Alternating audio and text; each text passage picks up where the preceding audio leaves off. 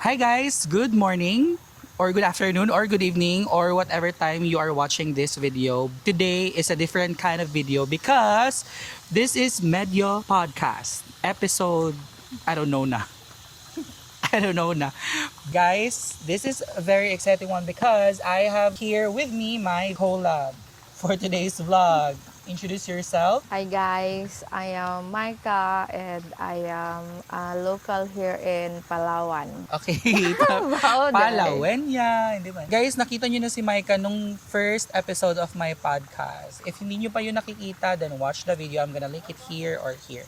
Okay, I have also another guest here sa aking vlog. Hi guys, I'm Zia. From Baloan. Baluan. Okay, Baluan. so ano bang gagawin natin today? Yeah, so nag-align kami na kaming tatlo will gonna do some TikTok challenges or maybe, reenact some challenges. So ano yung mga TikTok na gagawin natin? So guys, first we're gonna do the acting challenge. And then guys, lastly is season 10.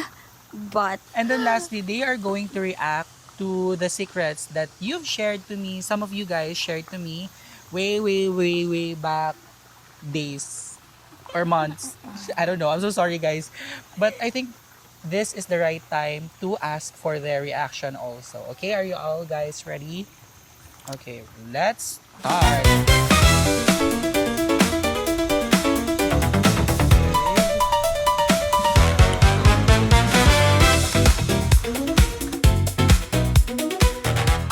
First challenge is the acting challenge from TikTok. So, magbibigay tayo ng word or phrase. So, anong masasuggest nyo? Okay, so, halalami.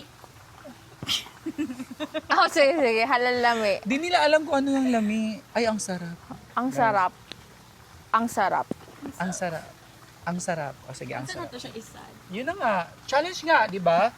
Challenge nga. Hindi, mas Kaya mas nga challenge, effective di man ba? ang halalami kaya lami. I-translate mo na lang, lagyan mo ng caption.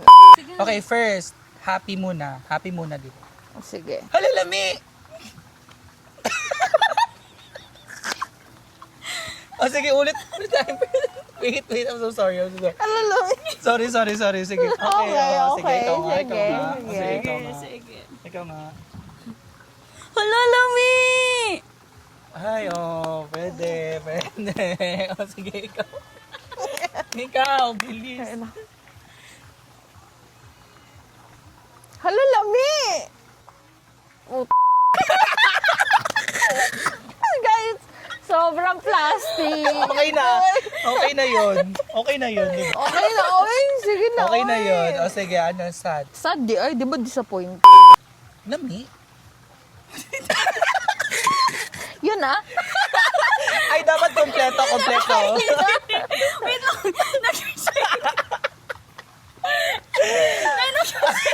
Nag-iyak na ako. Oo, di ano, di ko alam mo pa.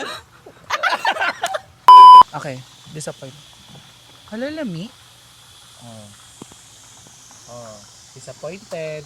Okay. Sige, Sige. okay. Hala, lami. More on. Judgmental lagi to. Judgmental to siya na Oo, parang ano, no? Parang judgmental instead of disappointed. Sige, ikaw. Ako na. Oo. Disappointed. Hala, lami. Okay. Parang okay. Sige, next. Sarcastic na. Hala, lami? Ginalingan. Sabihin. Okay. Speechless sila. Ikaw na. One. Ang hirap na. Kasi, ayaw kong gayahin kung paano niya ginawa, di ba? Sige na. Ikaw na. Hala, lami. More of like shock, you know?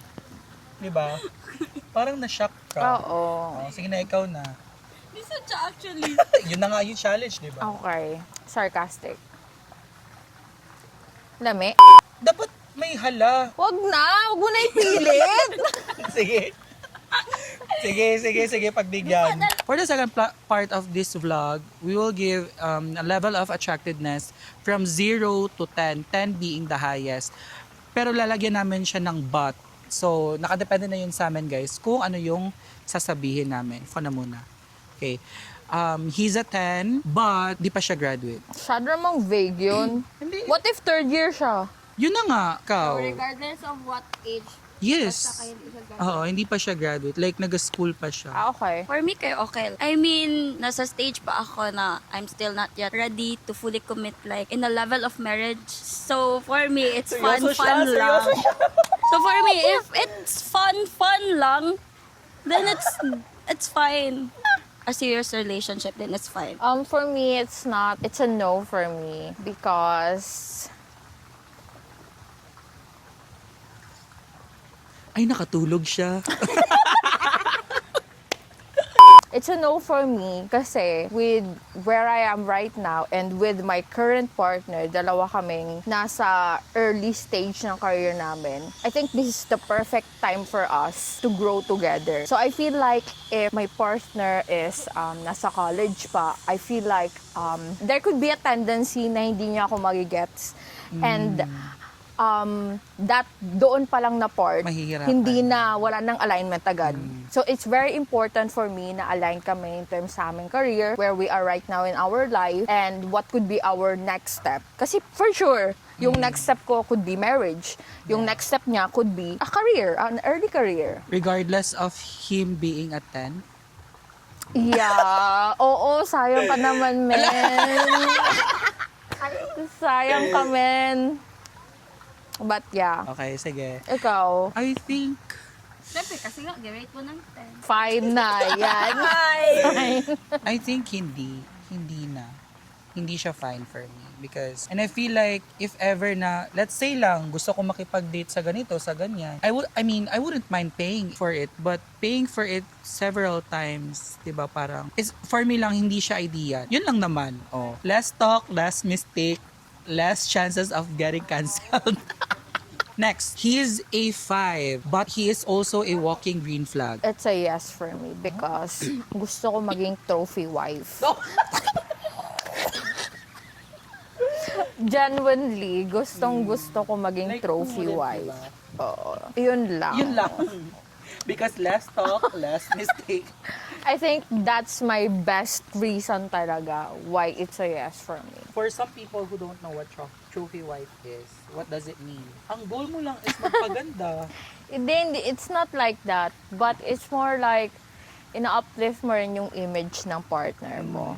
Yeah. Wag ko na sabihin. Wag na sabihin because less talk, less mistake, less getting chances. But yeah, you can always being search it online. It's a yes, actually. If you're looking sa picture in a long run, of course, that's someone who you will be with until you die, who you're gonna be your partner, the father of your child and stuff. So, attractiveness or like the face cut doesn't matter anymore. Because as long you as have it. Sana daw. Sana as long bahala. as he provides for our family.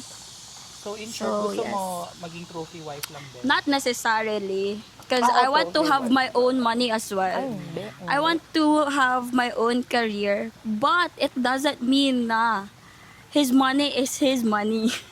His money It's is my your money. money. But your money, Money is my own. money. Okay, yes. So, yeah. Giliog lagi ko dito. Gani, mo gani. Okay. Giliog lagi ko dito. Next. Okay guys, he's a 10 but may panganay. Okay. So for me, okay lang.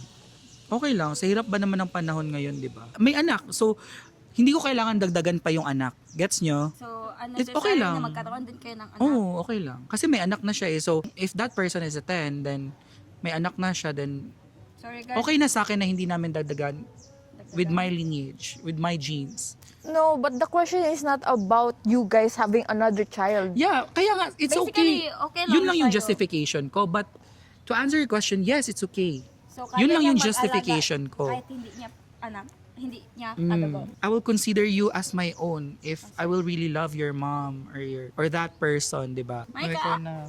It's slightly controversial, but it's a no for me. because I don't wanna have a child. Ayoko magkaanak. Okay. End of story. End conversation. He's the one, but he's rich. Like, he has his own businesses. And then age is like late 20s to mid 30s. I think it's a yes for me because rich na kasi yung tao, guys, 'di ba? And that is the ultimate goal of every Filipino, maging mayaman.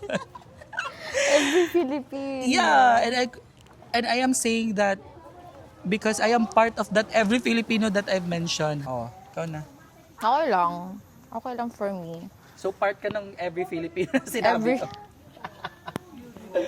Kasi nga 'di ba goal niya maging trophy wife. Ikaw na. He's an 8, pero kapag naglalakad kayo sa sidewalk, ikaw yung mas malapit sa road. It's a no. Ano mo yun? Deal breaker mo yun? Kasi small things matters to me, mga good guys. It's all start in the smallest thing. So, in that thought pa lang, hindi niya na kayang gawin. What more could be the bigger things? 'Di ba? So, yeah, it's a no-no for me. It doesn't matter to me, but yes, I do agree. Okay. Wait lang, Iisingit niya talaga hindi yan, siya no? nag-make sense. It doesn't matter to me, pero I do agree. Oo, sa kanya. Kasi on that specific Mas fit yun para sa babae, di ba? yeah. And then ano kasi masyadong specific yung situation na binigay mo, but on other small things agree ako sa take niya. Ito. She's an 8.5, pero tinotoyo. It's a no for me. Hindi, sa'yo din. Kunwari na lang sinabi niyang he's an 8.5, ganun. Feel free Yeah. to include yourself. Para mas maintindihan ng iba, iba yung moody? Oo, moody. No. Deal breaker mo yon? No, it's not a deal breaker for me, but I just don't feel like 25 na tinotoyo ka pa, tinotopa ka na. Like, at least girl, get a grip, you know? Hindi ko may problema sa life, ako rin. So if you keep on acting up on me, then bye. Okay. Like, di ba dapat in a relationship, both should adjust. If I adjust, then you should. Because it's a give and take. Kaya nga partner, di ba? If you dump all things on me, then wala. Parehas tayong malulunod. And I don't like that. So it's a no for me. For me, no. Wala akong patience to be like a babysitter. So, yeah, it's a no. Ikaw. Tinotoyo. I think, pogi kasi, 8.5. 8.5.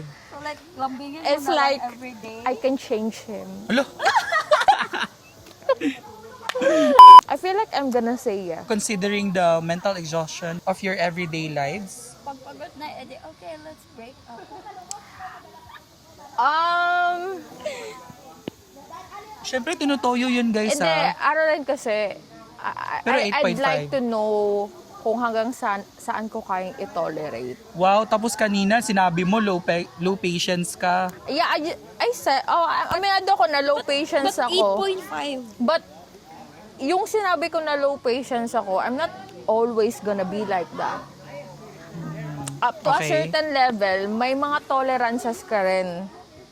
So, if sobrang urat ko na talaga sa, I'm not gonna do this anymore, that's the time na baka gonna break up with that person. Ganon. Okay, last mo na. Pogi kasi, guys.